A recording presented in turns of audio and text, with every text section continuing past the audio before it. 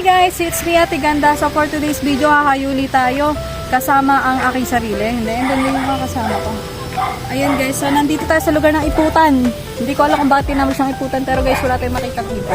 Hi. Ikutan pwede pa guys, kasi may paikot doon. At ito na nga guys, nagsimula na tayong mag-ikot-ikot dito sa lugar ng Iputan. At may nakita nga tayo dito guys na grupo ng mga kalalakihan. Akala ko masyashare na natin sila ng Word of God, kaso lang nagsusugal pala sila, sayang. At nagpatuloy tayo sa paglalakad guys. Akala ko wala na tayong makikita, pero buti na lang meron dalawang kananayan na nakaupo at nagkukwentuhan. Kaya naman inabutan na natin agad sila ng babasahin. At agad-agad din natin silang tinanong guys kung available sila para masyare natin sila ng Word of God. Buti na lang pumayag sila guys. Kaya naman kinuha na natin ang pagkakataon na ito upang mabahagi na sila ng salita ng Panginoon. Pagkatapos nga natin masyare yung dalawang kananayan, may nakita tayong isang kabataan na nakaupo at walang ginagawa, kaya naman kinuha ko na yung pagkakataon na ito upang makausap siya at masyare ng Word of God. Gaya ng nakaugalian, para maging komportable sa akin ang aking kausap, nagpapatawa muna tayo ng konti guys para naman hindi siya mahiya sa atin, at isinare ko na nga sa kanya ang kaligtasan. At salamat sa Diyos dahil tinanggap niya ang Panginoon bilang Panginoon at sarili niyang tagapagligtas. At nagpatuloy pa nga kami sa paglalakad guys. Sa paglalakad namin, nakasalubong muli namin yung aming kabataan na siniran kanina at itinuro niya ang kanilang tahanan sa amin. Nagpatuloy pa kami sa paglalakad guys dahil sabi ng aking kasama na si Nika, pupunta raw kami sa kanyang kaibigan na matagal niya nang hindi nakikita. Ito si Ate Glenda. Ang laki ng payabas guys oh. Ang laki. Oh. Nagpatuloy kami ulit sa aming paglalakad guys. Hindi ko nga sigurado kung alam talaga ng aming kasama ang aming pupuntahan. Kasi guys, ang layo-layo na ng nalakad namin kung saan-saan kami pumapasok. Kung ano-ano yung iskinita ang pinapasok namin. At hindi nga namin alam kung tama pa ba yung aming dinadaanan.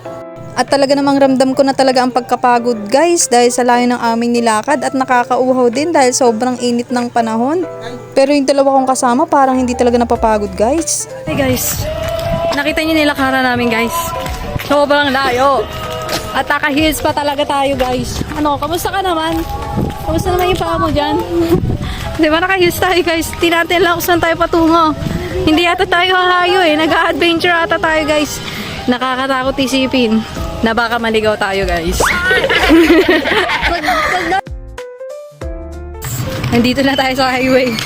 Diba kanina nandun tayo sa Kabukirang. Nandun tayo sa Kagubatan. At ngayon, nandito na tayo sa highway. Diba? Layo na namin sa aming sasakyan talaga guys. Kaya for the lakad talaga kami nitong matinding-matindi talaga. Ito si Ate Nika, kaya ang lakas sa loob niya maglakad eh. Porkit nakachinelas ka? Paano naman kami nakayos? Pasok na naman tayo sa loob. Niloloko mo na ata kami be. Parang pinagtitripan na tayo ng kasama natin guys. Lumabas tayong kasada, babalik na naman tayo pa loob. Anong kalokohan to? Paki-explain. Hindi ko maintindihan talaga guys. Pugit nakachinela siya. Nakayos kami. Konsiderasyon! Konsiderasyon! Ano sabi mo be? Sure na ako. Sure ka na? Sure na ako hindi. Ang galing, alayin na ang pinuntahan natin guys. Tapos, biglang nawala daw yung bahay guys. Ang galing.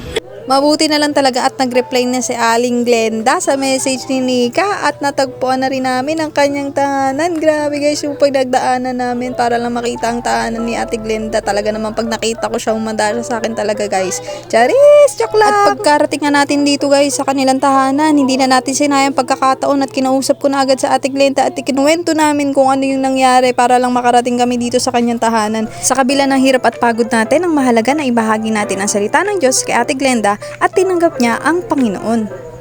Thank you Lord for every blessing and every day that I breathe. Your love is the reason for my smile and the hope that I always carry for everything